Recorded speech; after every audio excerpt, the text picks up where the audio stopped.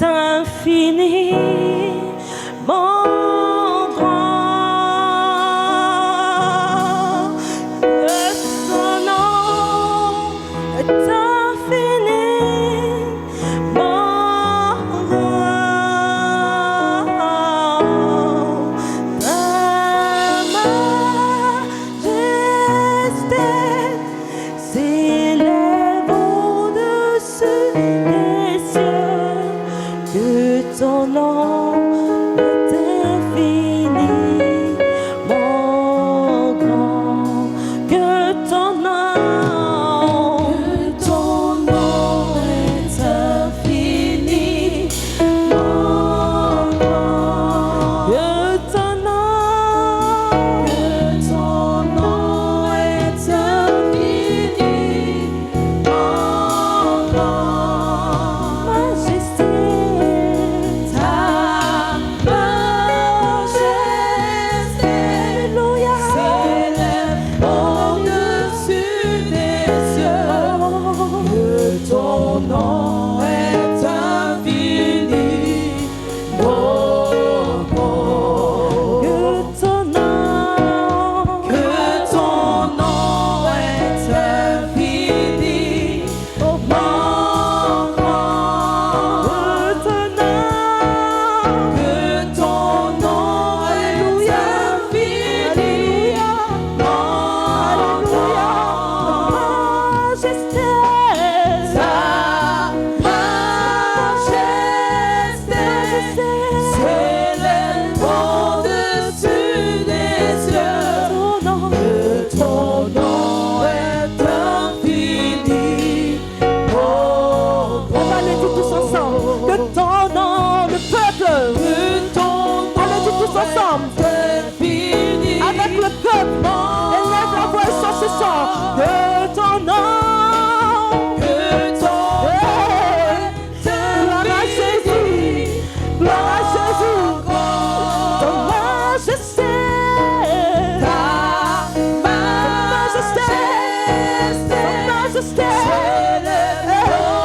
au-dessus de tout, au-dessus des montagnes, au-dessus des vallées, au-dessus des situations, au-dessus de tout, on va le redire. Oh, que ton nom est infini, le bras cachant à la bouche, que ton nom, le nom du Seigneur, le nom du Tout-Puissant, le nom du Rédempteur, ta majesté, ta majesté, s'élève au-dessus des cieux, ton nom est infini, mon grand. Oh Dieu, les bras cachés à la bababé, alléluia, oh Dieu,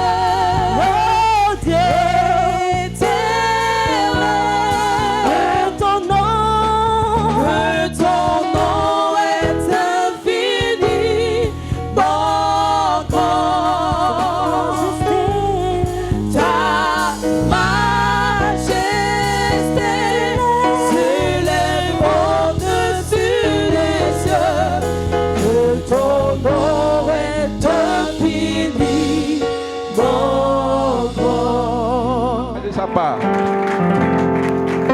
Nous continuons d'acclamer Jésus-Christ. Nous continuons d'acclamer le roi des rois. Il est notre Seigneur, il est notre Rédempteur. Il est tout pour toi, il est tout pour moi. La raison de ce culte, c'est pour le célébrer. Tu témoignes qu'il est l'auteur de ta bénédiction. Et tu préfères être là, ce dimanche, ici, là, afin de pouvoir le célébrer. Donc si tu as décidé vraiment de le célébrer, célèbre-le bien. Si tu as décidé de l'acclamer, acclame-le bien.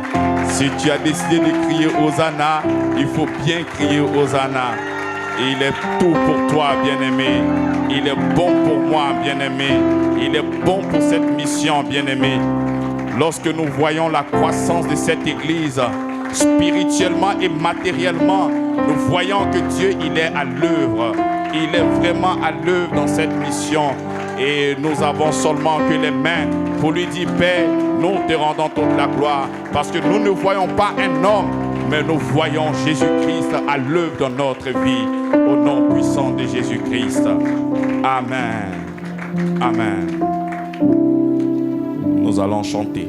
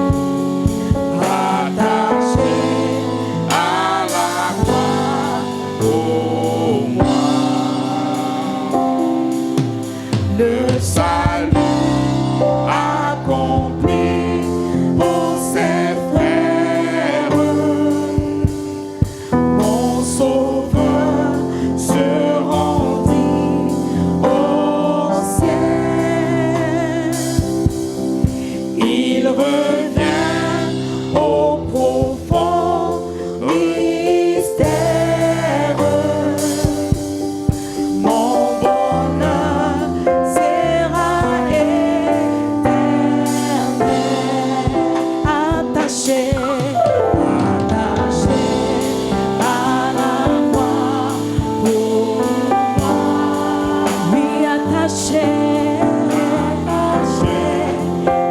la croix pour moi. Il a pris mon péché, il m'a délivré. Oh, attaché à la croix pour moi. Nous acclamons son amour attaché à la croix pour toi. Il a pris ton péché, il t'a délivré. Raison pour laquelle tu es sauvé du présent siècle mauvais. Au nom puissant de Jésus-Christ. Amen. Veuillez vous asseoir.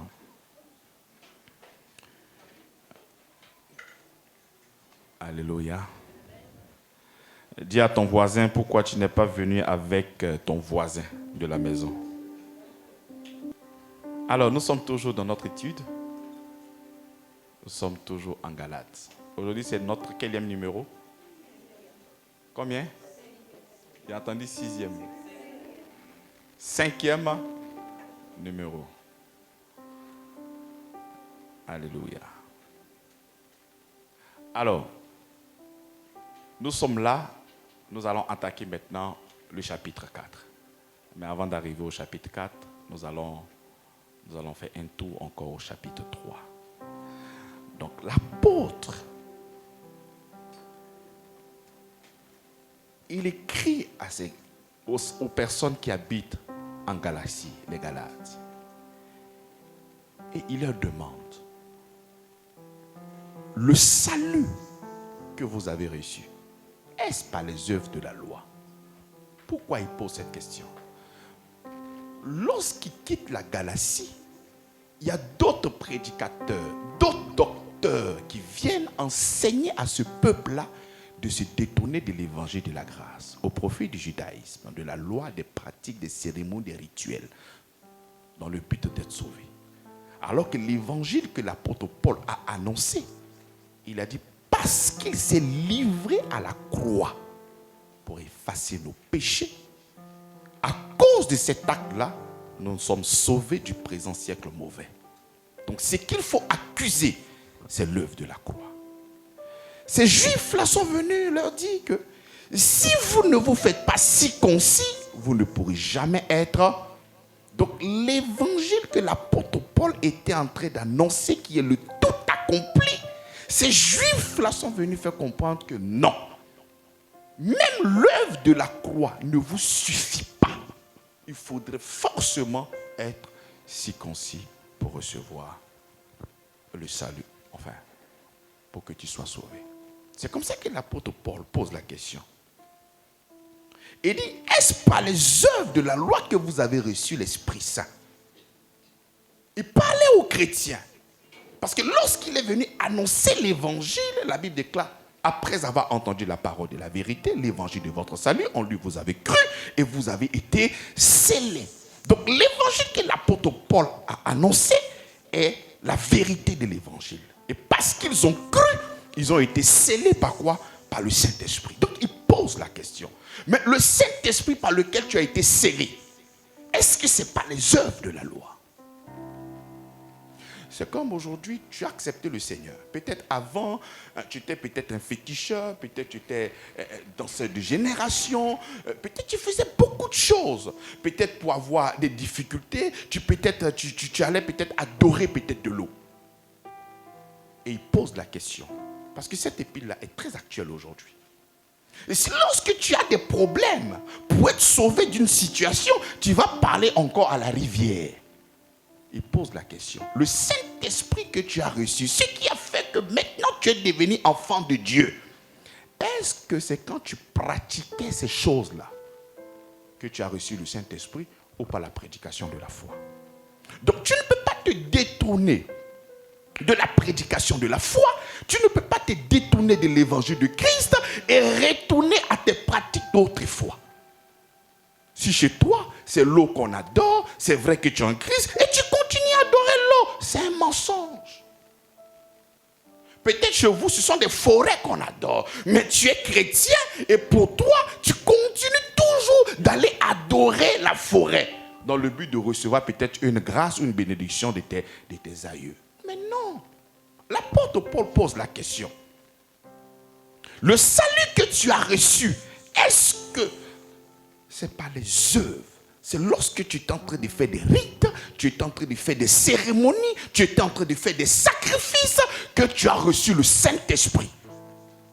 Il pousse l'ardiesse un peu plus loin. Il dit les miracles qui se font au milieu de nous, est-ce par les œuvres de la loi ou par la prédication de la foi? Pose la question. Nous voyons des miracles, Dieu se manifeste d'une manière extraordinaire. Est-ce que c'est parce que tu as pratiqué quelque chose? Tu allais peut-être encore adorer une rivière, tu allais peut-être adorer une forêt, tu as peut-être adoré quelque chose d'autre par rapport au miracle. Non. C'est par la prédication de la foi. Tu as dit Amen et le miracle s'est opéré. Mais si tu es conscient que c'est par la prédication de la foi que tu es devenu enfant de Dieu, si tu es conscient que le miracle, c'est encore par la prédication de la foi, mais pourquoi vous détournez de ça et passez à un autre évangile? Pourquoi? Nous devons rester fidèles à cette parole par laquelle nous sommes devenus quoi? Des enfants de Dieu. Lorsque l'apôtre Paul parle, il parle même à ces juifs. Il est en train d'enlever tout ce que ces juifs-là ont mis dans la tête de ces non-juifs. Il va prendre une image emblématique qui est Abraham. Et il va dire Abraham lui-même fut justifié par la foi et non point par les œuvres. Donc il va utiliser le patriarche, celui qui a reçu la circoncision. Puisque ces personnes-là demandaient aux non-juifs de se circoncire. Parce que si ils ne faisaient pas la circoncision, ils ne pouvaient jamais être sauvés. Qui a reçu la marque de la circoncision? C'est Abraham. C'est lui qui a reçu la promesse.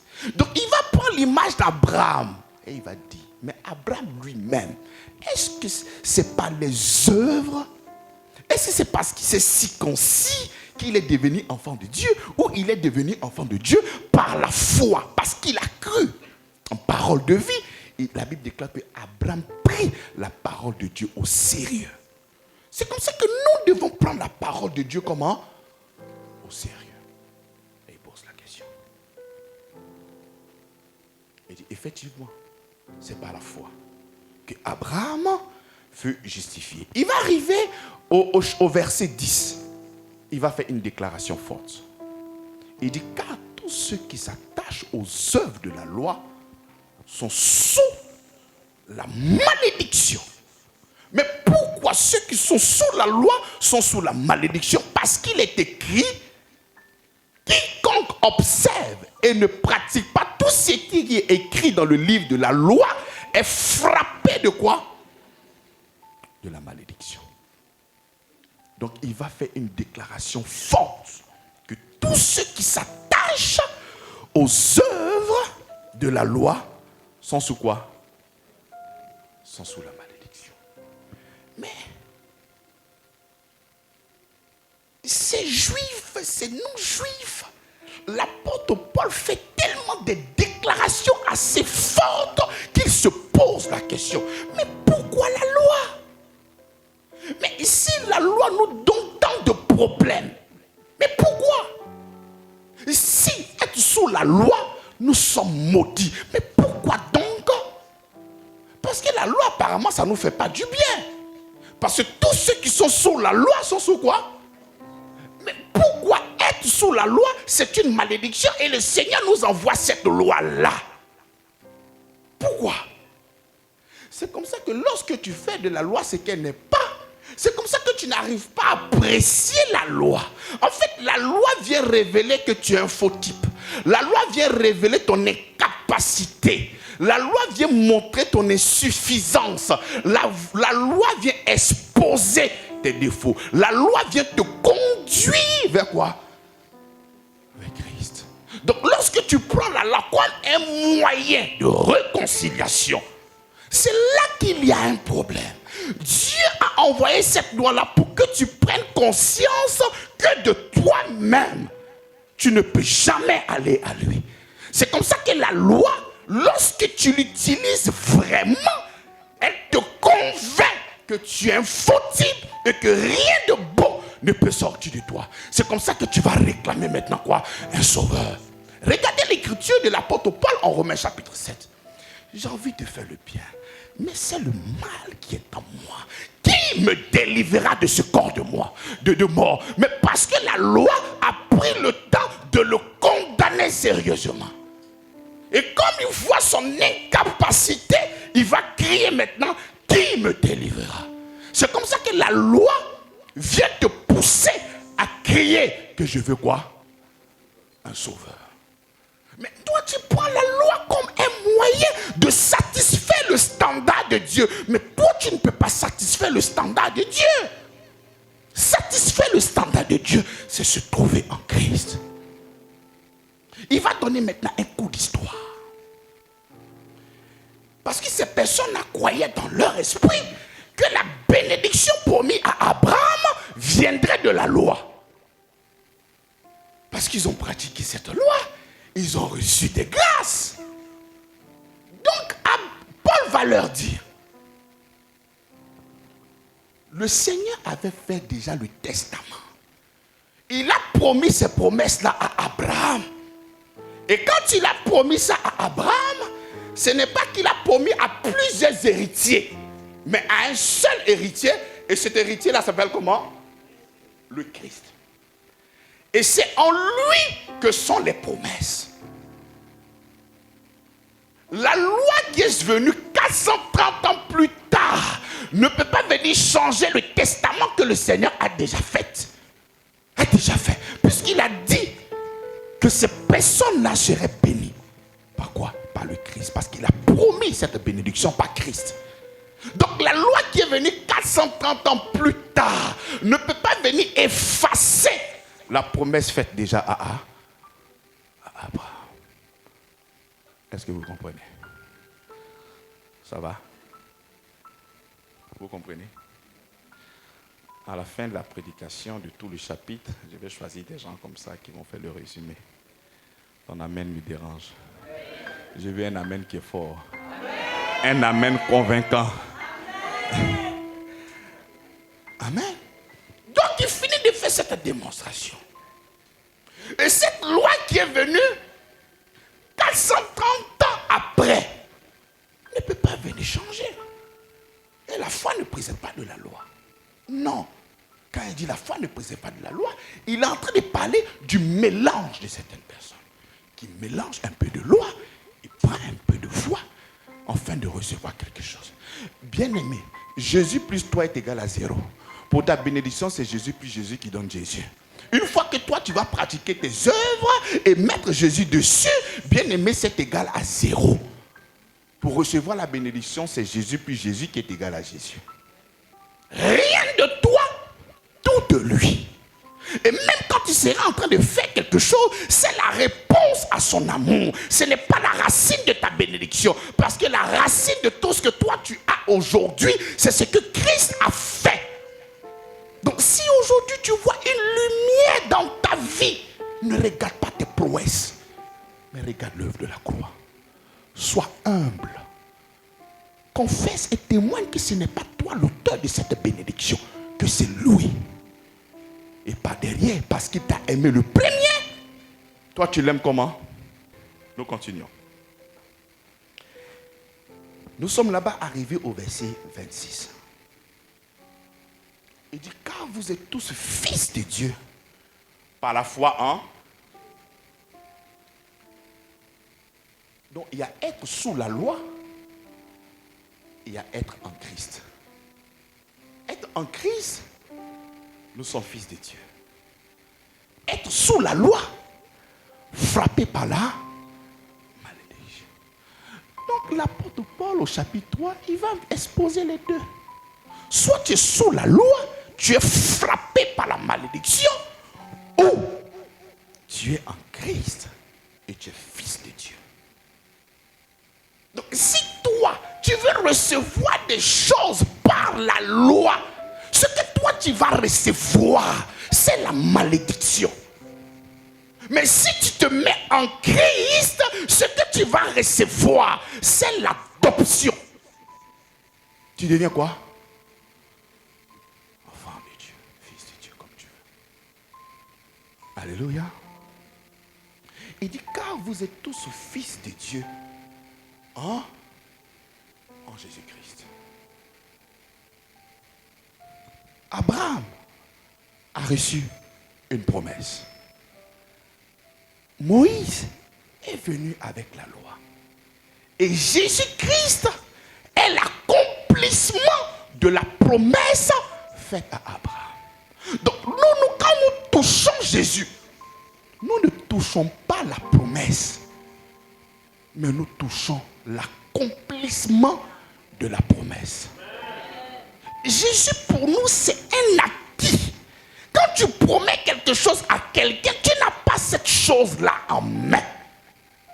Mais Christ est la réponse de toutes ces promesses faites à Abraham. S'il a promis à Abraham des milliards, quand tu touches Christ, tu touches ces milliards-là. S'il a promis à Abraham la justification par la foi, lorsque tu touches Christ, tu es justifié. S'il a promis la sanctification par Abraham, lorsque tu touches Christ, tu as la sanctification. S'il a promis le Saint-Esprit, lorsque tu touches le Christ, ce n'est plus une promesse pour toi, c'est un acquis. Tu le mets en toi, c'est pour toi. C'est pour ça que nous ne marchons pas avec les promesses. Nous marchons avec l'héritage. L'héritage, c'est pour toi. Ça t'appartient. Et tu vas commencer maintenant à les dépenser. Au verset 7, qu'est-ce qu'il nous dit? Il dit, vous tous qui avez été baptisés en Christ, vous avez revêtu Christ. C'est extraordinaire. Vous tous qui avez été baptisés en Christ, vous avez revêtu Christ. Bien-aimé,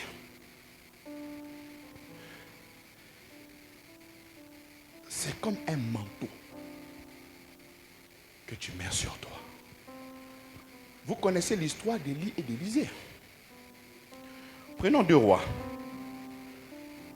On va prendre verset 9. Il dit, lorsqu'il eut passé, Élie dit à Élisée, demande-moi ce que tu veux.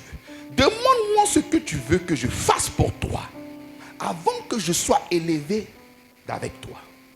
Élisée répondit, qu'il y ait sur moi, je te prie, une double portion de ton esprit. Élie dit, tu demandes une chose difficile, mais si tu me vois pendant que je serai enlevé d'avec toi, cela arrivera. Sinon, ça n'arrivera pas. Comme il continuait à marcher en parlant, voici un char de feu et des chevaux de feu les séparaient l'un de l'autre. Et Élie monta au ciel dans un tourbillon. Élisée regardait et cria, mon père, char d'Israël et sa cavalerie. Et il ne vit plus. Saisissant alors ses vêtements, il les déchira en 2 morceaux. Il fait quoi? Il déchire. Élisée déchira quoi? Hein? Pour lui-même. Il déchira ça. Et qu'est-ce qu'il fait? En 2 morceaux. Et il relèvera le manteau d'Élie. Le manteau qu'Élie avait laissé tomber. Puis il retourna et s'arrêta au bord du Jourdain. Bien-aimé, tu sais, à chaque fois que la Bible parle de vêtements, c'est lié à la justice. Il dit, votre justice est comme un vêtement sale, souillé.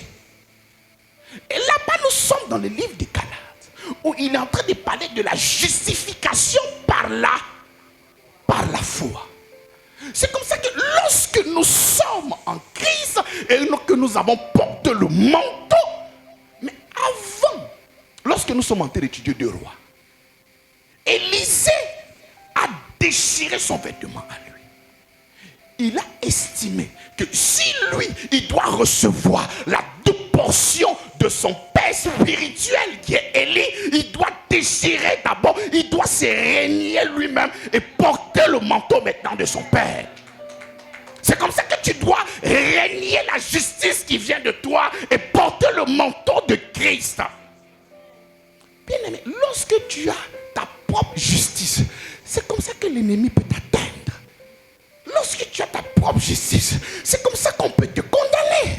Lorsque tu as ta propre justice, mais tu ne peux pas aller loin. Mais lorsque tu as porté le manteau d'Élie, il a même cette capacité même de séparer les eaux. Et si le manteau d'Élie avait cette capacité de séparer les eaux, et le manteau de Jésus-Christ, et le manteau de Jésus-Christ, nous avons revêtu Christ. Bien aimé, il ne faut pas croire ce genre de paroles-là qui vont te dire que le diable peut te tuer. Non, si c'est ton manteau à toi, si c'est ta justice à toi, effectivement on peut te tuer. Mais regardez ce qui s'est passé avec Simon. Il dit, Simon, Simon, le diable t'a réclamé. Mais lorsque tu es le fils de ton père, on peut toujours te réclamer. Mais lorsque tu deviens enfant de Dieu, tu ne t'appelles plus Simon, tu t'appelles Pierre. Et quand tu t'appelles Pierre, aucune personne ne peut te réclamer. Lorsque tu es fils de Jésus-Christ, lorsque tu es fils de Dieu par Jésus-Christ, aucune personne ne peut te réclamer. De qui nous parlons? Jésus-Christ, tu as revêtu Christ. Un homme qui a reçu seulement que la double portion, il a cette capacité de diviser les eaux. Mais toi, tu n'as pas reçu la double portion. Tu sais ce que tu as reçu? Toi, tu as reçu la paix de Dieu. Et tu es en train de pleurer pour des cas comme ça. Tu es en train de pleurer pour ce genre de difficultés. Alors que toi, tu n'as pas reçu le double. Tu as reçu la plénitude de sa grâce. Et toi, tu as ça. Et tu pleures. C'est comme ça que l'apôtre Paul, quand tu continues l'histoire, il prit le manteau qu'Élie avait laissé tomber et il le frappa. Et il frappa les eaux. Il dit, où est l'Éternel, le Dieu d'Élie? Donc lui-même, il sait très bien qu'on ne le connaît pas. C'est qui on connaît? C'est comme ça que quand tu cries au Seigneur, il ne te voit pas toi, il voit Jésus. C'est Jésus qu'il voit. Donc ne te pose pas la question, est-ce que ma prière sera exaucée? Non. Pose-toi la question, est-ce que la prière de Jésus sera exaucée? Et tu sais très bien que cette prière sera exaucée. Et dis, Père, je sais que tu m'exauces comment? Toujours. C'est comme ça que Hébreu dit, ayant toujours le regard fixé sur lui. Lui qui est le chef et le consommateur de quoi? De notre foi. Et si vous êtes à Christ, vous êtes donc la postérité d'Abraham, héritier selon la promesse. C'est là que le chapitre 3 s'arrête. Et nous rentrons maintenant au chapitre 4. Il dit, oh, aussi longtemps que l'héritier est enfant, j'ai dit qu'il ne diffère en rien d'un esclave, quoi qu'il soit le maître de tout. Qu'est-ce qu'il est en train de dire? Il dit, si vous voulez demeurer sous la loi, mais il n'y a pas d'héritage pour vous. Si vous voulez demeurer sous la loi là, mais il n'y a pas d'héritage. Parce que l'héritage ne vient pas de la loi, mais l'héritage vient de la foi. Je réponds le texte. Or, aussi longtemps que l'héritier est enfant, parce que il y a une promesse qui a été faite à qui? À Abraham. Donc toutes ces personnes-là souhaitent recevoir l'accomplissement de cette promesse. Mais puisque ces personnes-là se sont détournées de Christ et continuent toujours à pratiquer la loi, donc quoi qu'ils étaient héritiers, mais ils étaient toujours comme des esclaves. Abraham promet que vous allez recevoir le Saint-Esprit. En fait, la promesse d'Abraham, c'était de recevoir l'Esprit de Dieu. Donc il a promis aux enfants d'Abraham que qu'ils allaient recevoir quoi? Le Saint-Esprit. Donc, ils avaient la promesse, ils n'avaient pas l'accomplissement. Parce que l'accomplissement se trouvait en Christ. C'est comme ça que la majorité des Juifs n'avaient pas le Saint-Esprit. Prenons Romains chapitre 10. Au verset 1er. Il dit, frère, le vœu de mon cœur et ma prière à Dieu pour eux, c'est qu'ils soient sauvés. Je leur rends le témoignage qu'ils ont du zèle pour Dieu, mais sans intelligence. Ne connaissant pas la justice de Dieu et cherchant à établir leur propre justice, ils ne se sont pas soumis à la justice de Dieu. Donc ces personnes-là n'étaient pas sauvées. Pourquoi? Parce qu'ils cherchaient Dieu au travers de leur propre justice. Donc cette promesse, l'accomplissement qui est en Christ, ce qu'ils devaient recevoir, ils ne l'ont pas reçu. Pourquoi? Parce qu'ils l'ont cherché par là. Mais répondez-moi. Par quoi? Alors que cette promesse, ça se trouve où ça? Prenons Romains 9, 32. À partir du verset 30. Regarde ce qu'il dit. Que dirons-nous donc? Les païens, reprends les païens pas non-juifs. Les non-juifs qui cherchaient la justice n'ont pas, ont obtenu. Attends, je reprends. Que dirons-nous donc? Les païens qui ne cherchaient pas la justice ont obtenu la justice. La justice qui vient de la foi. Tandis qu'Israël, qui cherchait une loi de justice, n'est pas parvenu à cette loi. Pourquoi? Parce qu'Israël a cherché non par la foi, mais comme provenant des œuvres. Ils se sont heurtés contre la pierre d'achoppement. C'est comme ça que cette promesse, l'accomplissement est en Christ. Où ils devaient recevoir l'accomplissement de leur promesse, ils ont cherché l'accomplissement au travers de la loi. Donc ils n'étaient pas sauvés. Et nous qui n'avons pas cherché par nos œuvres, le Seigneur s'est laissé trouver par lui, par la foi. Est-ce que vous comprenez?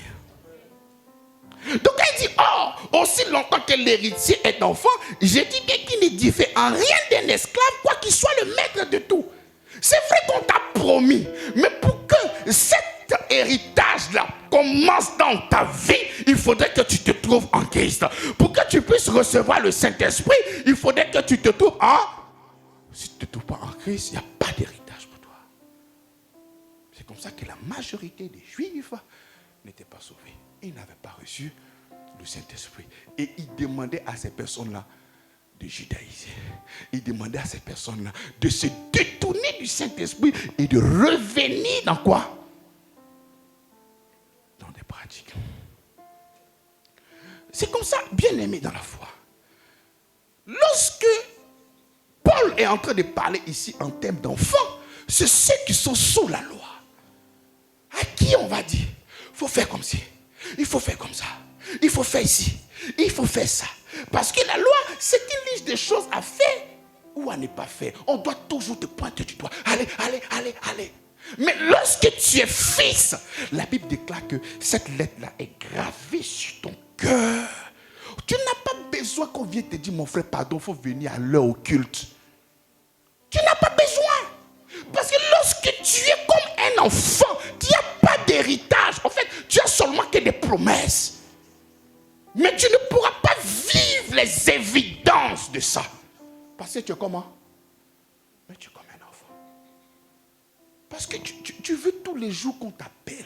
On te dit non, il faut arrêter ça. Il faut faire comme ci, il faut faire comme ça. Mais pour que tu puisses jouir. Parce que lorsque tu reçois le Saint-Esprit, c'est l'Esprit Saint qui te prend en charge.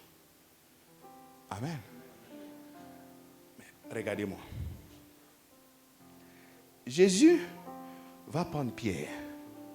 Et il va dire à Pierre que tu es l'apôtre de qui? Des Juifs. Mais un gars qui vient de couper l'oreille d'un soldat, mais il va couper les oreilles des gens qui ne veulent pas accepter Jésus-Christ. Mais il savait très bien que si son esprit descend dans Pierre là, le Saint-Esprit a cette capacité de changer Pierre pour une personne meilleure. Mais comment toi tu as reçu le Saint-Esprit? Il n'y a pas de changement. Pourquoi? Je ne comprends pas. Gravé sur la tablette de notre cœur. Personne ne doit venir t'enseigner pour dire, mon frère, s'il te plaît, il faut faire des choses qui sont sérieuses. Non, fais comme si, pardon. Ça, c'est quand on est sous la loi, parce qu'il n'y a pas de force à l'intérieur de nous. Mais lorsque le Saint-Esprit vient avec l'amour, avec la discipline, avec tout. Et c'est comme ça que tu arrives. La Bible déclare, les fleuves d'eau vive couleront de quoi? De votre sein. C'est comme ça qu'il dit, oh, aussi longtemps que l'héritier est enfant, mais j'ai dit différent, rien d'un esclave. Quoi qu'il soit le maître de tout. Est-ce que quand tu regardes là, ton fonctionnement, tu ressembles à un fils ou à un enfant? Aussi longtemps que tu as manifesté l'amour pour ton enfant, mais tu ne vas pas le mettre, si l'enfant n'a pas l'âge de rouler un véhicule, tu ne vas pas mettre l'enfant là. Pour lui dire, il faut rouler et partir à l'école. Vrai ou faux?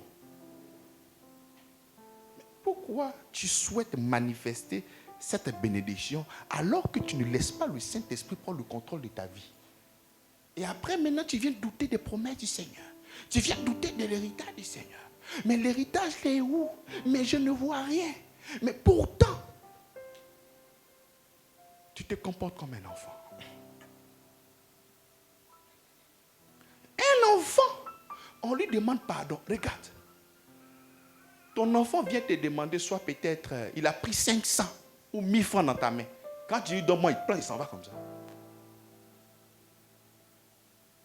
Même ce que tu as reçu de la part du Seigneur, viens seulement que déposer ta portion.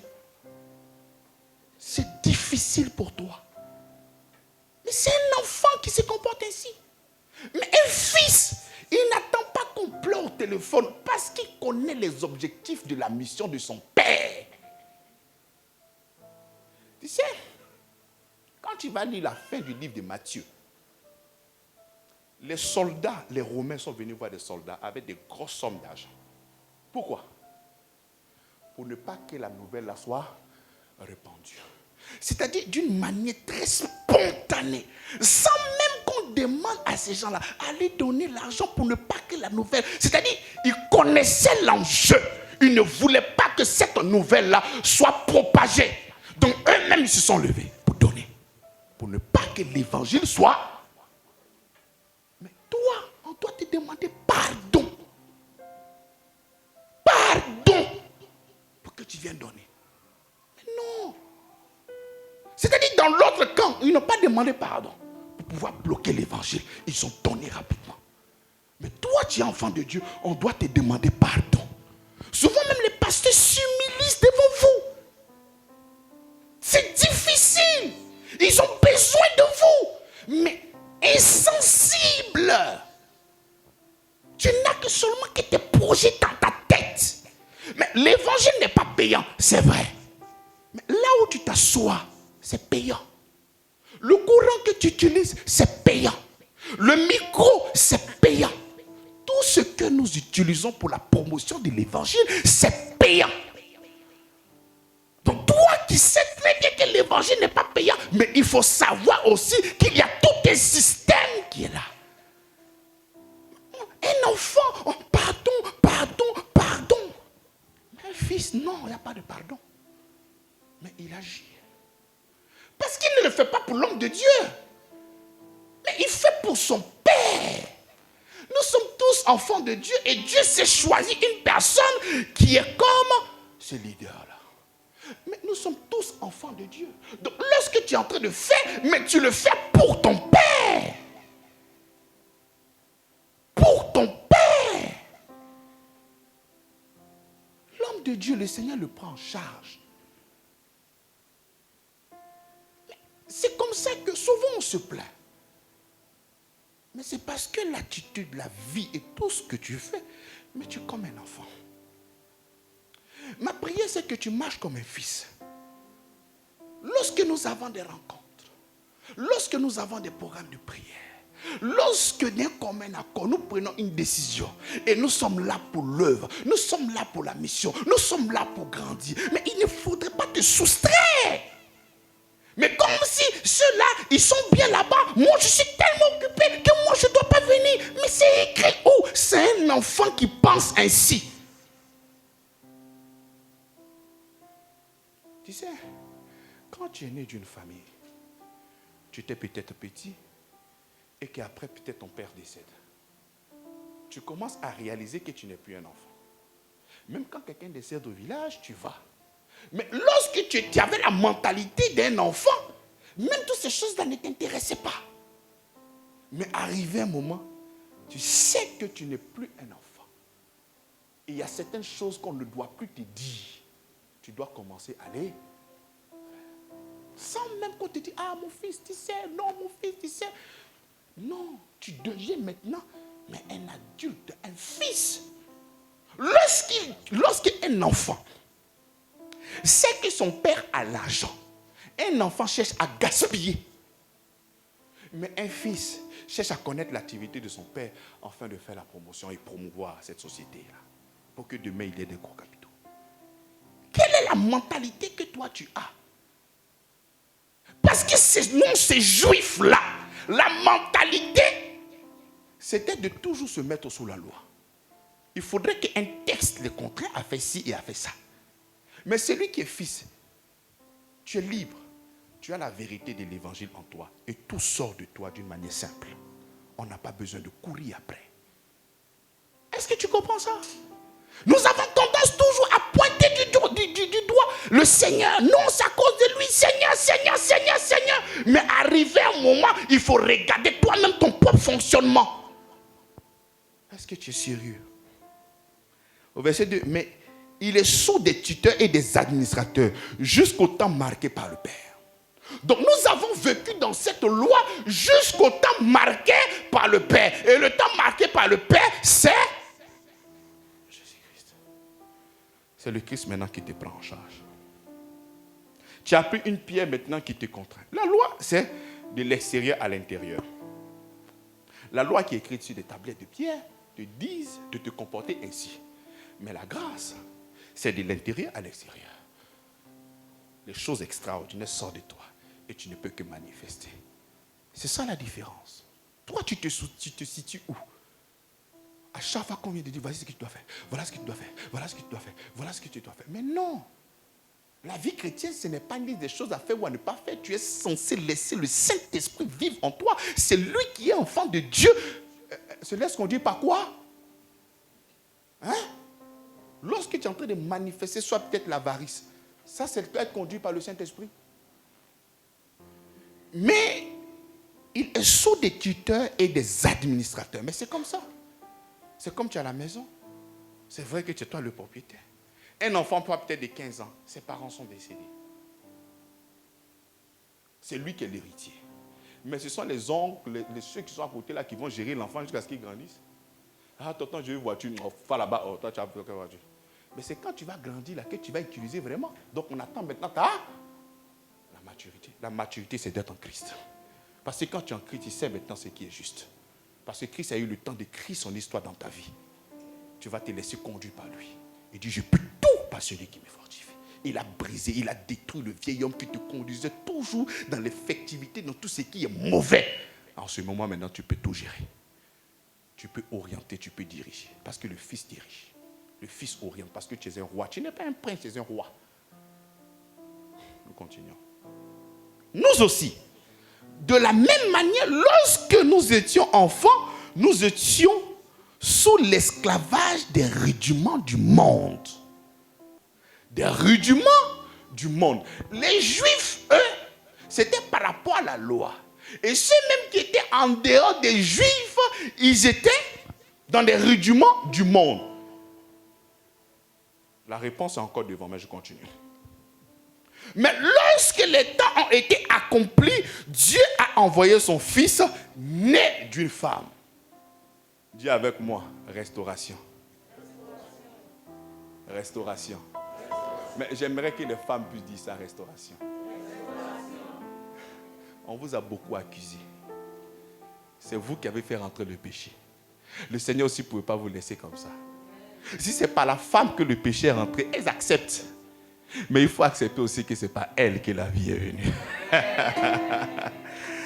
Donc il dit, lorsque les temps ont été accomplis, Dieu a envoyé son fils né d'une femme. Son nom a été gâté en Genèse. Nous avons un Dieu qui restaure. Dis un Dieu qui restaure. Vous avez sali son nom. Ah, c'est la femme. Pourquoi elle va aller manger? Pourquoi? C'est elle qui a créé des problèmes. Ce n'est pas une femme que le roi dira. Le roi des rois est venu.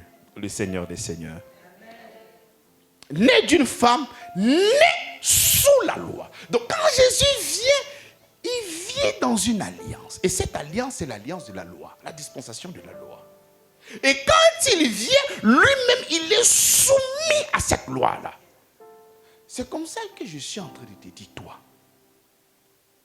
tu as reçu l'héritage par la foi. Tu as reçu la gloire par la foi. Mais Jésus-Christ, ce n'est pas par la grâce. Lui, il a pratiqué la totalité de la loi. Parce que où la loi pouvait le condamner, la loi n'a pas pu le condamner. C'est lui ceux qui a pu pratiquer cette loi-là sans faute. D'abord, lui-même, il est d'une source pure et il a vécu sur cette terre et la loi n'a pas pu trouver une faute. Le diable est venu, il n'a rien trouvé en lui. Aucune faute. Mais tout ce qu'il a fait pour toi. Parce que Deutéronome 28 nous dit, si tu obéis en mettant en pratique tout ce qui est écrit dans le livre de la loi, voici des choses qui suivront. Donc Jésus est venu l'accomplir pour toi. Et comme il a reçu maintenant cette bénédiction, il partage cette bénédiction maintenant avec toi. Ton amen me dérange. Donc tout ça, il a fait pour qui? Il a fait pour toi. Amen. Quand tu reviens au verset 3, je vais prendre la version parole vivante. Il dit, notre situation était la même. Tant que nous étions spirituellement mineurs, nous devions rester soumis aux règles d'éducation élémentaire qui sont nécessaires aux non-chrétiens. Nous étions, comme eux, asservis à tout dans un système de loi et de prescription, juifs et non-juifs, consultant les seules valeurs morales du monde. Nous continuons. Nous aussi, de la même manière, lorsque nous étions enfants, nous étions esclaves des rudiments du monde. Ne fais pas ci, ne fais pas ça. On parle des fêtes, des sabbats, des lunes et beaucoup d'autres choses. Mais nous continuons le texte. Au verset 5. Enfin qui racheta ceux qui étaient sous la loi, afin que nous reçussions l'adoption. Donc quand le Seigneur vient, il va racheter ceux qui sont sous la loi et ceux qui ont véritablement la foi en Jésus-Christ. Au verset 6, et parce que vous êtes fils, Dieu a envoyé dans nos cœurs l'esprit de son fils qui crie. C'est comme ça que tu vas voir le christianisme. C'est le seul lieu où tu peux appeler Dieu papa. Qui a dit le musulman appelle Dieu papa? Non, ça c'est fou dire à sa fourlaille. Dieu n'a pas d'enfant. Dieu ne peut pas avoir d'enfant. Mais la bonne nouvelle pour toi, c'est que toi, tu es l'enfant de Dieu. C'est-à-dire que tu ne crois pas. Voilà pourquoi ton amène est timide. Je sais que tu ne comprends pas. Parce que si tout de suite on te dit que le président de la République t'a adopté, tu es devenu son enfant, on ne pourra plus te sentir là. Ah, pasteur, tu sais que pour ma sécurité, je ne peux plus venir au culte. Et maintenant, on peut faire le culte chez moi. Mais on te dit que tu es enfant de Dieu, ton amène ne te fait même pas lever. Un amène timide. Mais le président même, c'est loin. Disons que toi, tu es parenté seulement au maire de Cocody. Mais c'est terminé. Mais on te dit d'une manière claire que l'esprit, c'est-à-dire tellement c'est difficile pour l'entendement humain, c'est l'esprit qui est au-dedans de toi, qui crie quoi? Papa. Parce que si le Seigneur veut compter sur toi, tu ne peux pas crier ça.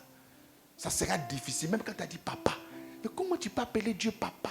En fait, tu es en train de le diminuer. Oui, il s'est diminué pour toi, parce qu'il t'aime. C'est comme ça que même quand vous êtes en train de prier, laissez ces mots de l'Ancien Testament, Tikenu, Rapha, papa. Papa, tout simplement. C'est souvent que tu veux imiter les autres, tu ne connais pas les noms et tu mens toi seul. Le Seigneur, il est là comme ça, il dit, mais les gars là, mais pourquoi ils souffrent? Si on te demande Tikenu, ça dit quoi? Je ne sais pas. J'irai, je ne connais pas. J'ai entendu, donc j'ai dit, arrêtez de dire des choses que vous ne maîtrisez pas. C'est que le Saint-Esprit dit, il dit papa. Au moins tu connais une relation entre un fils et un père. Ou bien, là au moins tu connais. Papa, c'est lui qui protège. En fait, quand on dit j'irai, c'est une signification. Soit il pourvoit. Quand on dit Rapha, quand on dit Elohim, quand on dit tout ça, c'est-à-dire lorsque tu appelles Jéhovah Jireh, tu l'appelles en tant que celui qui pourvoit. Mais quand tu es en train de dire papa, tu dis tout. Tu dis tout. Parce que présentement, soit peut-être tu as besoin de guérison. Et puis tu dis Jireh. Donc lui, il vient l'argent. Alors que tu as besoin de quoi? Tu vois que tu as un problème, toi, sûr. Donc dis papa. Quand papa vient, il va discerner mon fils à quoi? Sans même dire, il sait et il va répondre à ton besoin. Mais vous voulez toujours des choses mystérieuses. Vous voulez mystifier les gens. C'est comme ça que lorsqu'on te croise dans la prière, quand le gars même t'entend de prier, tu dis oui, lui là, mais il sent que c'est un enfant de Dieu. Alors que c'est un comédien qui est là. C'est pas ce qu'il dit. C'est comme ça qu'autrefois, nous, on a été impressionnés lorsque tu entends des gens prier et quand ils citent les noms, tu te demandes est-ce que toi-même Dieu va écouter ta prière. Tout ça, c'est des baratins. Je ne dis pas que ces mots-là n'existent pas, ça existe, mais l'esprit qui est en toi là, crie Abba. On dit la simplicité de l'évangile. Mais vous ne voulez pas la simplicité de l'évangile, vous voulez la complication de l'évangile. Ainsi, parce que tu es enfant de Dieu maintenant, parce que tu es devenu quoi?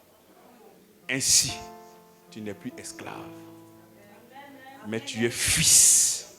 Et tu es aussi héritier par la grâce de Dieu. Par la loi. Mais pourquoi les gens ont mal de la... Mais pourquoi les gens ne sont pas d'accord avec la grâce? Pourquoi? Mais depuis on ne fait qu'un pas, on voit la grâce. On fait un pas, on ne voit que la grâce. Mais les gens, pasteurs, qu'est-ce que vous pensez du message de la grâce? Ah! Mais le message de la grâce, ainsi, tu n'es plus esclave. On a pu dire tu n'es plus serviteur. Parce que quand tu es en crise, là, ils sont en train de servir. Alléluia. Alléluia. Tu n'es plus esclave. C'était par rapport à la loi. Mais fils, et tu es fils, héritier de Dieu par la grâce de Dieu. Bien-aimé, il faut savoir que l'héritage se trouve en Christ. Et tout ce que tu vas recevoir de lui, c'est par la grâce. Tu sais, la véritable grâce de Dieu, lorsque tu la reçois, tu es humble. Je te dis la vérité. Je te prends un cas simple. Tu as ton salaire que tu reçois chaque fin du mois. Tu sais que c'est difficile pour toi de gaspiller l'argent que tu as obtenu à la sueur de ton front. Mais parallèlement, tu fais soit peut-être, on te fait peut-être une grâce, ou tu reçois un don. Tu es prompt à... Même quand tu te demandes quelque chose, oui, tu peux donner un peu. Ça t'arrive pas? Parce que tu estimes que ça c'est une grâce. Pour ton salaire là, non, on ne blague pas avec. La sueur de mon front, ça on blague. Parce que tu vois que tes efforts sont engagés. Mais quand tu reçois vraiment la grâce, et que tu vois que des gens sont venus te bénir ça et là, même quand quelqu'un vient te donner, tu dis mon cher, il est suffisamment. Tiens. Lorsque tu reçois la grâce, tu ne pourras que partager. Quand tu ne partages pas, c'est parce que tu ne crois pas que ce que tu as reçu, c'est une grâce. Tu as trop souffert pour avoir ça, donc tu ne peux pas manger c'est n'importe qui. C'est ce que tu es en train de dire. Tout ce que tu as reçu comme bénédiction, c'est par la grâce. Quand tu ne donnes pas, vous voyez, chaque pasteur a des défauts. Moi, mon défaut, c'est ça. Peut-être que je ne vais pas courir derrière toi. Mais je comprends parfaitement que tu es en train de déclarer que ça là, ce n'est pas le Seigneur qui t'a donné. Et moi je respecte ça. Si tu crois vraiment que c'est le Seigneur qui t'a donné, il dit celui qui donne la sémence il peut te donner au-delà de ce que tu peux imaginer et penser. Mais tu es en train de calculer lui, tu es rationnel avec lui. Mais c'est comme ça que tu es toujours dans la rationalité, tu es là toujours calé.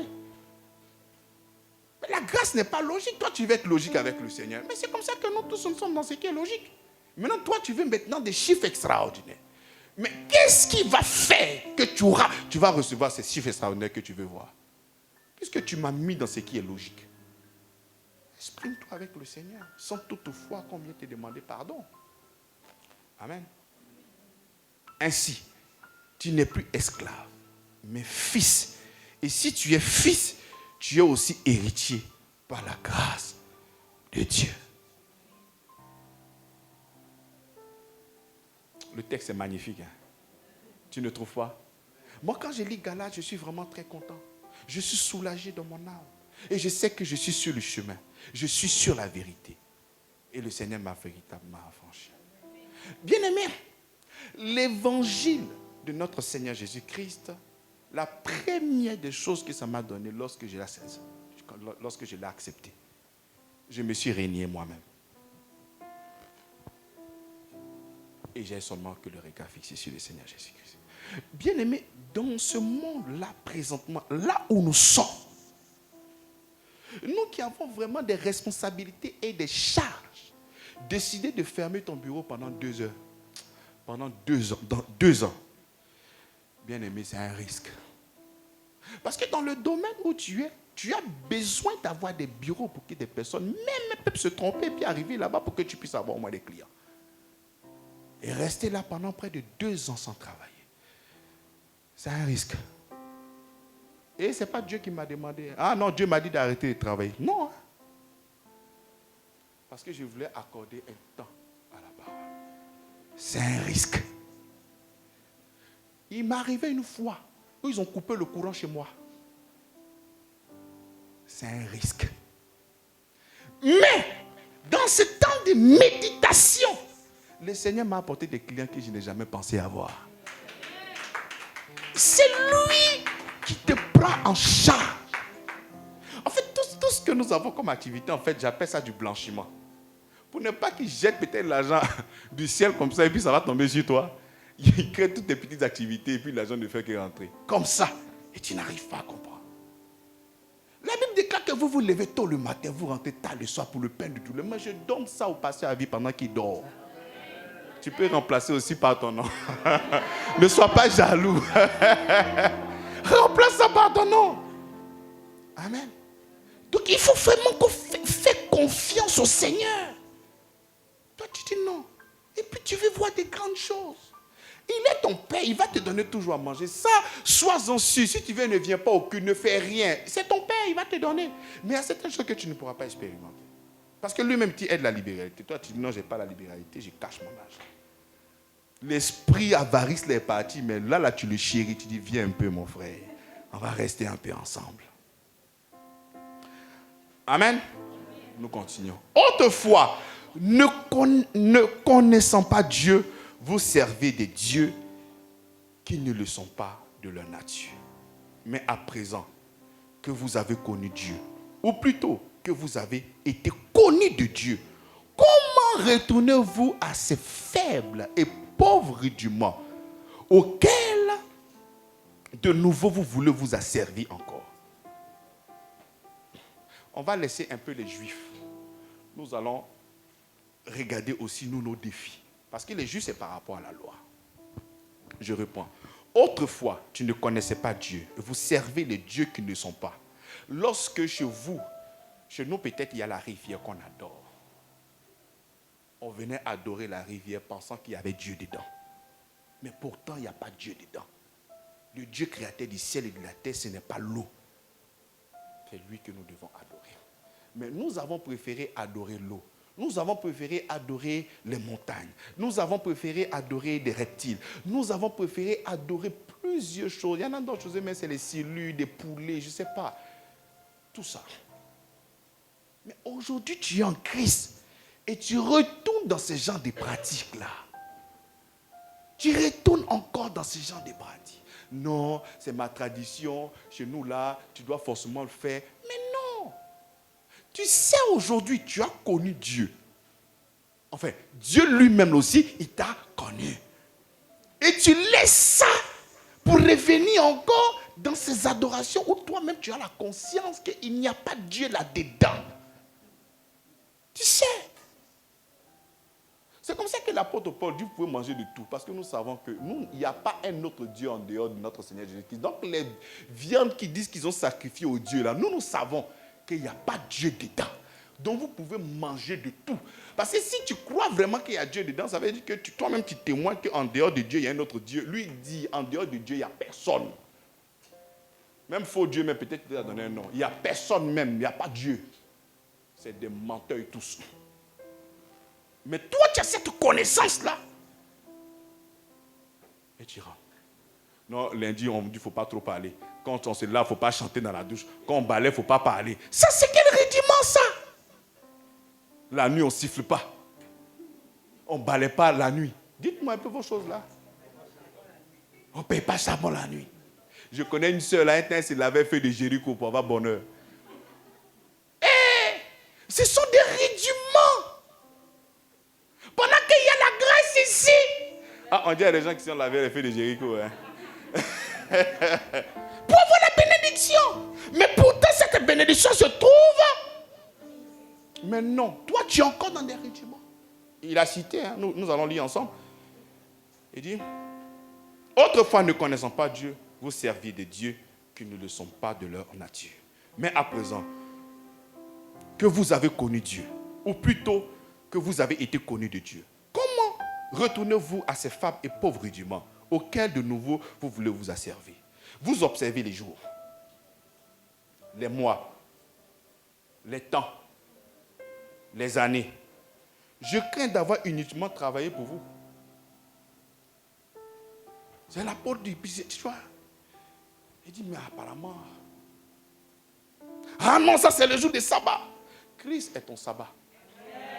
C'est comme ça que tu n'as pas besoin d'attendre dimanche pour le prier. Lundi, tu le pries, mardi, tu le pries, mercredi, tu le pries, jusqu'à dimanche encore, tu le pries. Mais tu es là et que tu es en train d'observer encore ce genre de choses-là. Pour avoir telle bénédiction. Mais non. C'est pas ça. C'est rentrer même dans les églises. Actuellement, c'est ta saison. Tout ce que tu vas faire, ça marcher. Donc, le mois prochain, ça, c'est plus ma saison. Ça, c'est la saison de mon voisin. C'est écrit où ça?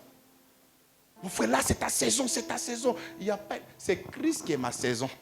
Aussi longtemps que Christ est là, tout ce que je vais planter va réussir au nom de Jésus-Christ. Mais il y a l'un d'entre vous, ah papa, tu sais qu'actuellement, là, ce n'est pas la période. Tous, non, on ne peut pas avoir de clients. Tu es sûr? Non, papa, nous, on a fait des études, actuellement, ce n'est pas possible. Et le Seigneur a fait grâce dans cette période, il a eu des marchés. C'est comme ça qu'on ne peut pas regarder ce temps. Nous avons seulement que Christ. Où ça? Mais en nous. On continue. Vous observez les jours, les mois, les temps, les années. Je crains d'avoir inutilement travaillé pour vous. Soyez comme moi, car moi aussi, je suis comme vos frères. Je vous en supplie. Vous ne m'avez fait aucun tort. Vous savez que ce fut à cause d'une infirmité de la chair que je vous ai pour la première fois annoncé l'évangile et mis à l'épreuve dans ma chair. Vous m'avez témoigné vous n'avez témoigné ni mépris, ni dégoût. Vous m'avez au contraire reçu comme un ange de Dieu, comme Jésus-Christ. Il était en train de dire que lorsqu'il est arrivé en Galatie, ces Galates-là les ont reçus avec beaucoup d'amour. Il était là-bas en faible. Il dit que sa prédication ne se reposait pas sur la sagesse de l'homme. Il était faible. Malade même. Mais ces personnes-là l'ont reçu. Ils ont reçu le message avec amour. C'est comme ça qu'ils ont embrassé le christianisme. Et il est parti. Et ces non-juifs-là sont venus changer le message. C'est comme ça qu'il était. Mais quand je suis venu, vous m'avez bien reçu, on a bien discuté, on a bien parlé, vous m'avez fait du bien. Et qu'est-ce qui ne va pas? Je vous en supplie, croyez en ce que je vous ai annoncé. Continuons le texte, c'est un peu long. Et mis à l'épreuve dans ma chair, vous m'avez au contraire reçu comme un ange de Dieu, comme Jésus-Christ. Où donc est l'expression de votre bonheur? Car je vous atteste que si cela eût été possible, vous vous serez arraché les yeux pour me les donner. Je suis devenu ennemi en vous disant la vérité. Parce que j'annonce la vérité, je suis devenu maintenant un ennemi. Parce qu'on estime que le message que je viens vous donner n'est pas la vérité. C'est comme ça que, vous voyez, il y a certaines personnes à l'église. Lorsque tu dis des choses qui sont vraiment contents, amen. Lorsque tu dis des choses, soit pour les ramener sur la vérité de l'évangile, ils ne sont pas d'accord avec l'homme de Dieu. Tu peux ne pas être d'accord avec l'homme de Dieu. Lorsque l'homme de Dieu n'est pas en train de prêcher la vérité de l'évangile, lorsqu'il n'est pas en train de prêcher la foi apostolique, je suis d'accord. Mais quand l'homme de Dieu est en train de prêcher la foi apostolique, il faut dire amen. Et il faut commencer à considérer ça.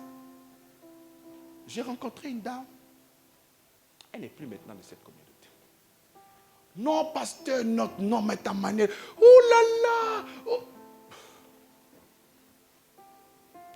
Et je parle avec cette dame, je dis, mais elle m'envoie un jour un message, mais pasteur, est-ce que la dîme là, j'étais en train de causer avec quelqu'un, est-ce que la dîme est toujours d'actualité?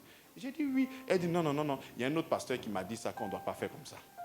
J'ai dit, moi qui suis la bénédiction, moi qui suis là en train de t'éclairer à chaque fois, qui t'apporte la lumière, qui t'apporte tout ce que tu es en train de dire. Aujourd'hui, toi tu rejettes maintenant ce que je suis en train de dire, parce que toi tu n'as pas envie de donner. Je te pose la question, est-ce que toi tu donnes? Elle dit non, moi je ne donne pas. Il t'arrive de donner, elle dit non, jamais. Mais pourquoi? Parce que moi, m'a dit ça. J'ai dit, mais pourquoi? Ce que je t'ai annoncé par derrière, tu l'as accepté avec amour. Et maintenant, ce que l'autre te dit, tu l'acceptes et tu rejettes pour moi. C'est parce que toi-même, tu n'as pas envie de donner. C'est comme ça que lorsque vous avez des pasteurs, lorsque vous avez des prédicateurs, pose-toi la question. Ce qu'il dit là, c'est faux ou c'est vrai? Si c'est faux, ne dis pas amen. Il faut contester. Mais si c'est vrai, il faut l'application. C'est comme ça que j'ai commencé Galates en disant, c'est une épître correctrice et aussi l'application pour nous qui sommes de cette génération. Lorsque nous allons finir et que vous voyez ces vérités, il faudrait maintenant les appliquer dans votre vie. C'est ce que l'apôtre Paul est en train de dire ici. Il dit, je suis devenu votre ennemi en vous disant la vérité. Le zèle qu'ils ont pour vous n'est pas pur, mais ils veulent vous détacher de nous afin que vous soyez zélés pour eux. Donc l'apôtre Paul est en train de dire que ce zèle que ces personnes-là sont venues annoncer là, ce n'est pas un zèle qui est pur. En fait, c'est une question de personne et non Christ. C'est-à-dire, il veut que tu viennes là chez moi. C'est comme ça que vous voyez souvent, même ici, en Côte d'Ivoire et partout d'ailleurs. Ah non, moi je suis de tel. Ah, moi je suis de tel. Non, moi je ne peux pas venir ici. Moi je suis ici. Moi je suis ici. Ce qu'on te dit là, est-ce que c'est vrai? On t'est venu écouter, tu dis que moi je suis là-bas. Est-ce que je t'ai demandé que tu quittais où? Je ne t'ai pas demandé de quitter où? Est-ce que l'évangile qu'on est en train d'annoncer là, est-ce que ça te fait du bien? Est-ce que c'est la vérité de l'évangile? Non, le pasteur n'enseigne pas les profondeurs. Là-bas, on te demande de s'aimer pour que Dieu puisse faire. Comme toi, tu ne veux pas une relation. Comme toi, tu ne veux pas être fils. Comme toi, tu ne veux pas recevoir l'héritage par la foi. Toi, tu veux forcément payer. C'est comme ça que l'autre prédicateur, quand il te dit ça, ça t'arrange. Mais en réalité, ce n'est pas un bon zèle. C'est un zèle amer. Ce n'est pas la sincérité. En fait, il veut te ramener à sa cause, lui. Il ne te ramène pas à Christ. Il te ramène à lui. Il veut que tu viennes donner pour que la bénédiction soit là. C'est ce que l'apôtre Paul est en train de dire. Il dit non, nous sommes en train de travailler pour Christ. Et ces personnes-là n'ont pas un bon zèle. Ces personnes-là veulent vous rallier à leur cause. Parce qu'il y avait plusieurs prédicateurs. Non, vous venez chez nous. C'est comme ça que vous allez voir en Corinthiens. Moi, je suis de Paul. Celui-là ici de Céphas. L'autre dit quoi? D'Apollos. Il dit, mais qui est Paul? Qui est Apollos? Mais nous sommes là que pour Christ. Et c'est toutes ces personnes sont parties à la croix. C'est Christ qui est parti à la croix. Et toi, tu es encore dans cette manière de parler. Ah non, moi je suis des catholiques. Ah non, moi je suis des évangéliques. Ah non, moi je suis des AD. Ah non, moi je suis des ça. Mais il faut dire que non, je suis de Christ. Mais le Christ ne sort pas de ta bouche. Ce sont des dénominations qui sortent. Ce n'est pas ça. Nous sommes là que pour la vérité de l'évangile. Le zèle qu'ils ont pour vous n'est pas pur, mais il veut vous détacher de nous afin que vous soyez zélés pour eux. Il est beau d'avoir du zèle pour ce qui est bien et en tout temps, et non pas seulement quand je suis présent parmi vous. C'est comme ça qu'il dit que l'évangile que je vous ai donné là, même quand j'étais dans votre présence, de la manière que vous m'avez reçu avec joie, avec amour, même quand je ne suis pas là, continuez cette manière d'être avec moi. C'est comme ça que lorsqu'on se retrouve là à la prière, on te voit spirituel. Apparence de piété. Mais quand on tourne le dos, tu es un faux type d'émigré. Mais quand on est là comme ça, et le frère là, ah, ça c'est la spiritualité qui est là. Mais tu regardes dans le sous-sol, c'est grave. C'est autre chose. En ma présence comme à mon absence. Toujours la vérité de l'évangile. Toujours. Je vous demande d'avoir toujours le regard fixé sur le Seigneur. Lorsqu'on quitte là, cette réunion, notre culte de célébration, et que tu te retrouves à la maison face aux difficultés, est-ce que tu as toujours le regard fixé sur lui? Parce que tu sais très bien que si le pasteur a vie en face de toi, il va te dire, aie toujours le regard fixé sur lui. Mais comme il n'est pas là, tu te détournes et tu veux pratiquer autre chose dans le but d'avoir un secours de la part du Seigneur. Non, que je sois présent, que je ne sois pas là. La Bible ne change pas. Toujours ayant le regard fixé sur lui. Lui qui est le chef et le consommateur de notre foi. Nous allons bientôt finir. Mes enfants, pour qui j'éprouve de nouveau les douleurs de l'enfantement. Tu vois, lorsque l'apôtre Paul parle d'enfant, c'est parce qu'il a engendré ces personnes-là par la foi. Vous allez voir souvent des gens qui se battent. Ah, pourquoi papa? C'est parce que la naissance spirituelle, c'est lui qui te l'a communiqué par l'évangile. C'est comme ça qu'il dit, mes enfants. Pour qui j'éprouve de nouveau les douleurs de l'enfantement, jusqu'à ce que Christ soit formé en vous. Donc c'est comme ça, quand tu vois le leader est derrière toi, fais le résumé. Est-ce que tu as médité? Il prend le soin à répondre à tes questions. Ce n'est pas parce qu'il n'a rien à faire. C'est parce qu'il est en train de jouer son rôle dans ta vie. Il joue comme une femme qui est sur le lit d'hôpital, qui est en train d'accoucher. Donc lui, il est en train de travailler pour grandir ta foi. Pour que le Christ soit formé. Ce n'est pas parce qu'il n'a rien à faire. L'apôtre, il a fini de prêcher, il est parti. Mais quand il a entendu, il est en train de crier encore. Il dit, même à présent, il est venu leur annoncer l'évangile. C'est comme ça qu'ils sont devenus enfants de Dieu. C'est comme ça que même quand il est en train de crier encore, il est en train de prouver encore les douleurs de l'enfantement. Parce qu'il est en train de corriger encore tout ce que ces personnes sont venues mettre dans leur tête. C'est comme ça que vous devez respecter les hommes de Dieu. Qui sont là pendant que toi tu es en train de manger porc au four, un coca peut-être d'un couloir. Lui il est en train de méditer. Mais pourquoi il a dit ça? Pendant qu'on peut aussi l'appeler. Non, Joe, attends. Il médite là. Parce que si lui-même il n'a pas compris, mais qu'est-ce qu'il va venir te dire? Donc il est là, il médite. Et il finit, il vient te voir, il te prêche. Il se dit que cette parole-là, ça va être dans le cœur des enfants. Et toi, tu vas ailleurs. En semaine, il y a mon fils là. Il est venu, il dit non, il va m'entraîner un peu. Le coach sportif. Coach. Il dit, papa, il te fait, tu as maigri un peu, tu as cassé ton ventre. Il dit, mais c'est mon fils. Donc le petit arrive, il n'est pas doux avec moi. Saute! Je suis là. Il dit, oh, papa, il faut sauter. Ah! Papa, il y a de l'eau. Il dit, comment envoyer l'eau? Non, le corps t'a dit, il faut boire de l'eau chaque matin. Le comble. J'étais au chantier du matin au soir. Moi, je mange pratiquement une fois par jour. Donc, j'arrive le soir. Il est 18h. Donc, elle avait fait foutou à midi. Donc, puisque je ne suis pas venu pour manger, donc, il s'est aimé mon foutou. Ah, papa, tu as aimé mon foutou, vraiment. Et je vois qu'il était découragé. Parce qu'il était en train de m'aimer quoi? Parce qu'il était en train de gâter le travail qu'il est en train de faire. Hier encore, avant, tu en as fait le sport. Il m'a maltraité. Il dit, mon fils, ça va? Il dit, le dimanche, quand on a vu sur quoi? Il dit, le dimanche, là, papa. Il dit, non, tu n'as pas me dit ça. Toi, tu me maltraites comme ça. Le travail aussi que moi, j'ai fait dans ta vie, là, tu n'as pas venu me donner le résumé. Non, c'est battre ici. Hein.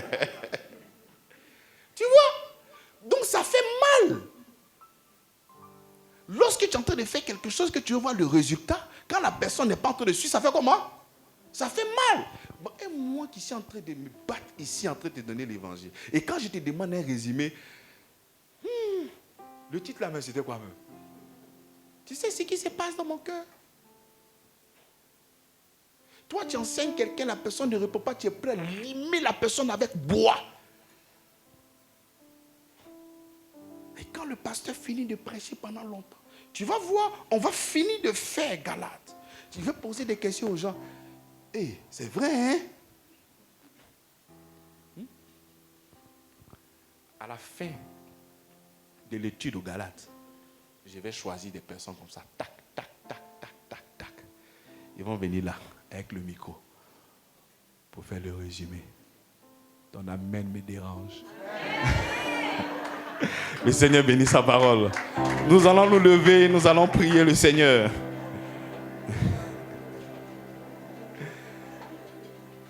Nous allons ensemble prier. Nous avons vu que nous avons revêtu Christ. Nous avons rejeté cette justice qui vient de l'homme. Cette justice qui vient de l'homme, nous l'avons rejetée. Et nous avons accepté. Et nous sommes devenus enfants de Dieu par la foi en Jésus-Christ. Bien-aimé, l'esprit par lequel tu as été scellé crie Abba, Père. Je ne sais pas quel est le défi.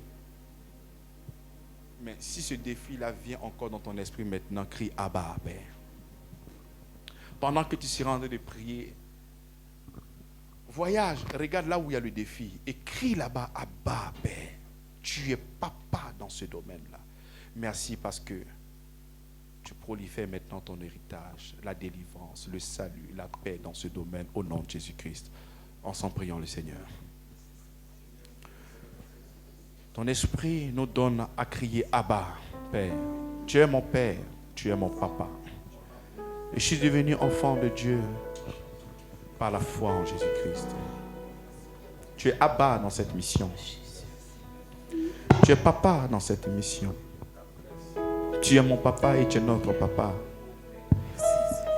Seigneur, merci parce que nous savons que c'est toi encore qui construira encore la foi dans le cœur de tes enfants par la prédication. Merci Seigneur parce que ces personnes ont le regard fixé sur toi, Seigneur. Merci Seigneur parce que tu ouvres l'entendement, tu ouvres le cœur de tes enfants, afin qu'ils puissent voir quelle est cette grâce, quelle est cette richesse qui s'attache à toi, Père.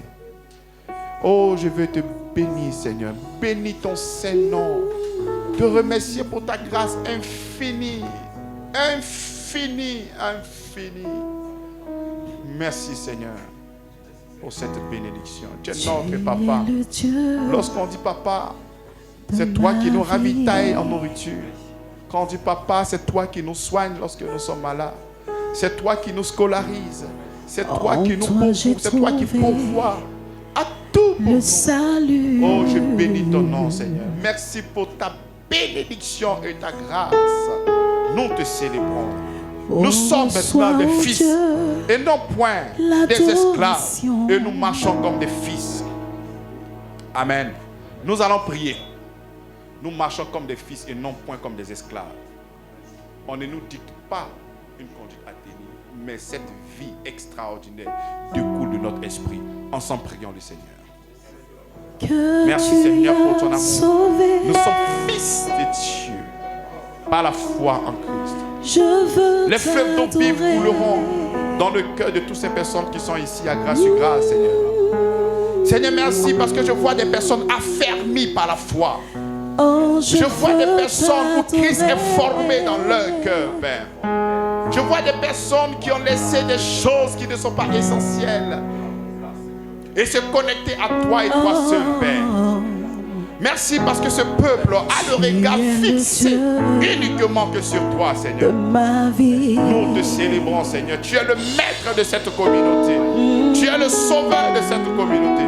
Tu es notre Seigneur. Tu es notre rédempteur. Tu es notre justice. Tu es notre justification.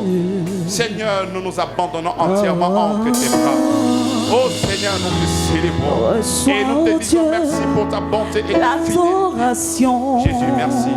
Merci pour ta faveur. Merci pour ta grâce. Tu es bon, tu es merveilleux et nous te célébrons à jamais. Tu as sauvé. Amen. Je veux t'adorer, je veux t'adorer.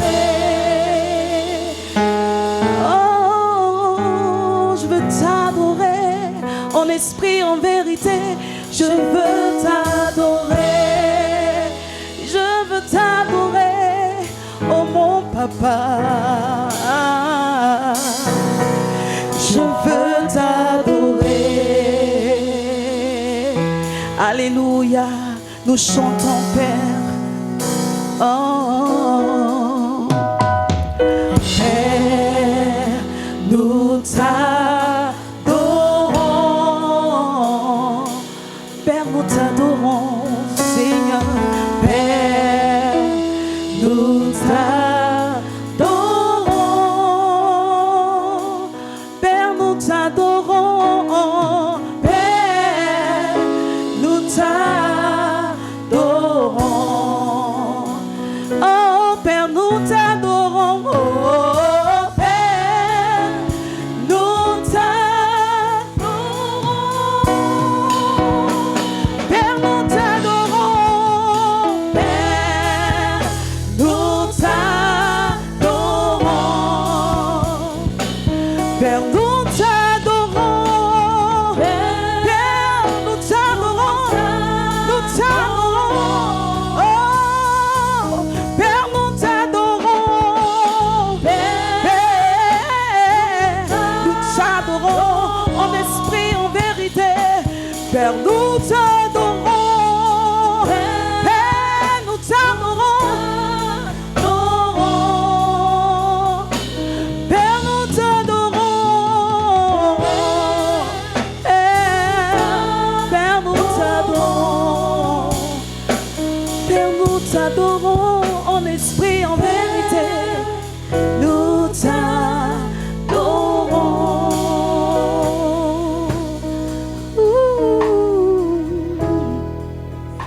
Alléluia.